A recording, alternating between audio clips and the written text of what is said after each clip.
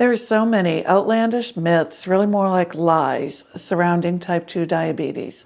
It leaves diabetics not knowing what to do and just giving up, eating what they want and just hoping that their meds work, slowing down the progression of their condition. I'm here to tell you that you can normalize your A1C, not lose your leg, not lose your vision, not end up on dialysis, things like that. So we're going to talk about those myths today.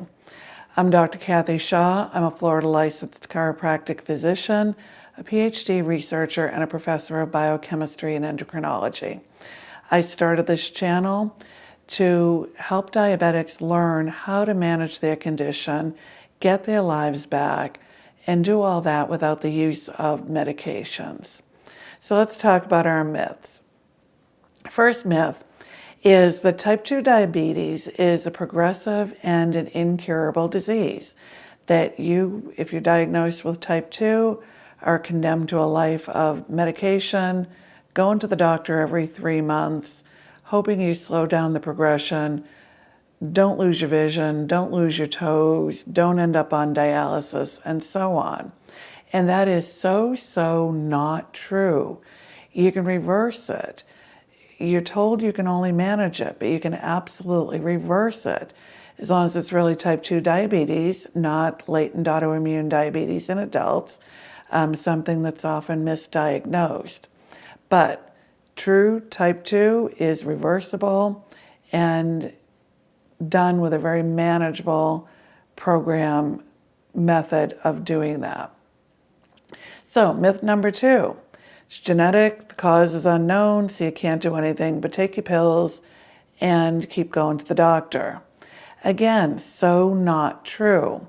What type 2 diabetes really is an adaptive pathophysiology. What you really have is your chronic carbohydrate toxicity syndrome. Eating too many carbs and you're reacting to that. Your body's making too much insulin, trying to deal with that, and you're reacting to the result of that. So again, something that we can reverse, get under control, get you back to living your normal life. Okay, myth number 3. Diabetes is all about high blood sugar or hyperglycemia. You just need to control your blood sugar with some pills, some injections, and life goes on. But the reality is, what you do if you're doing that is you keep progressing to more pills, more injections, more doctor's visits, and more complications. So the truth here is that high blood sugar is only part of the story. Your real problem is hyperinsulinemia. You have too much insulin, not too much blood sugar. Your too much blood sugar caused you to have too much insulin. But when you realize that it's really about producing too much insulin, that puts the focus where it belongs. It belongs on what you're eating, not on what you're taking, medications, things like that.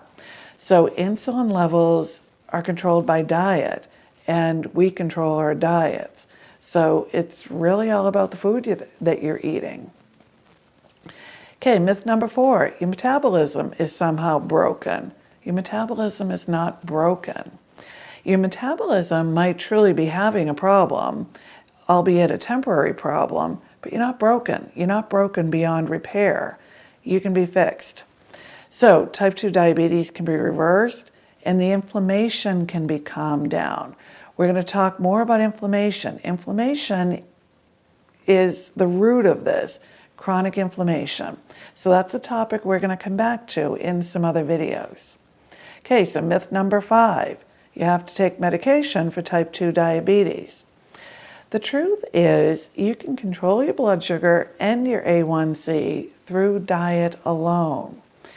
We're so used to hearing, and let me get out in front of this one, we're so used to hearing diet and exercise, diet and exercise. I'm saying diet, I'm not bringing up exercise now. Exercise is important, does a million really good things for you, but diet is your number 1 priority here. So I'm not saying don't exercise, but I am bringing it up because if you can't exercise for some reason, Maybe you're quadriplegic, whatever reason. That doesn't mean that you can't control your blood sugar, control your diabetes, and get off the medications for diabetes. Okay, myth number 6. You deserve to be able to eat whatever you want. This narrative comes from food manufacturers, the dietitians that are influenced by the food manufacturers, and so on. Those food manufacturers are thinking about their profit, not your health. So what you really deserve is to keep all 10 of your toes, keep your vision, keep your kidneys healthy, keep your limbs attached, things like that. Really, when you think about it, what's more important? The birthday cake or looking down and seeing that you still have 10 toes attached to your feet? Okay, myth number 7. Fasting is bad. We hear this all the time. You need to eat lots of small meals every 2 hours, things like that. The only time that's true is if you're on a medication, such as a glipizide, things like that, that raises your fasting insulin. Once you get your blood sugar and your insulin levels stable enough to stop the medication, then stop that eating schedule. Breaks from eating give your cells, give your body a rest in a way, which helps control your blood sugar, helps your insulin. It improves your sensitivity to your insulin, getting all that under control and returning it to normal. Okay, myth number 8. A plant-based diet is the answer to diabetes. No, it's not. When we talk about plant-based, most often we talk about things like eating lots of your whole healthy grains. Grains aren't healthy. Fruit's full of sugar, avoiding saturated fats, red meats, egg yolks, stuff like that, right? You need your red meat. Egg yolks are fantastic for you. Eggs are one of the most complete foods you can possibly eat. So eating your plants is not going to normalize your A1C. There's so many issues with plant-based diets. Everything from the staples of most plant-based diets are carbohydrate-rich foods. Your rices, your pastas, your potatoes. Then add the artificial sweeteners in a lot of your plant-based vegan, vegetarian foods. Then add the lack of protein. Protein is so important. We underestimate the importance of protein. When you're living on your rice and pasta and whatever, you could very well be missing the amount of protein that you need. So your plant-based diet's probably better than, say, your teenager diet, burgers and pizza and Coke, but that's about all you can say about it. You might get a little bit of an improvement in your A1C. You're not going to normalize it. So forget about the plant-based approach. Okay, myth number 9, and this is probably one of the more dangerous ones. You have to be overweight to be diabetic. Nope. There's skinny diabetics, there's normal weight diabetics, including lots of undiagnosed diabetics. That's the most dangerous kind of diabetic, because if you're undiagnosed, you're not doing anything about it, you could have lots of damage happening and you're not even aware of it. So if you're over 35 or 40, even if you're not overweight, don't have any family history, get your A1C checked every year. You want to catch this thing before you're full-blown diabetic. Your A1C is even going to catch pre-diabetes, so you can turn that around before it becomes full-blown diabetes. Okay, myth number 10. This one comes from the American Diabetes Association and many doctors. And they'll tell you, as long as your A1C is below 7, you're good. Nothing to worry about. Nothing can be further from the truth on that. If your A1C is a fraction above 5.6, you're on your way to being pre-diabetic, diabetic, having all the complications, consequences that go with that.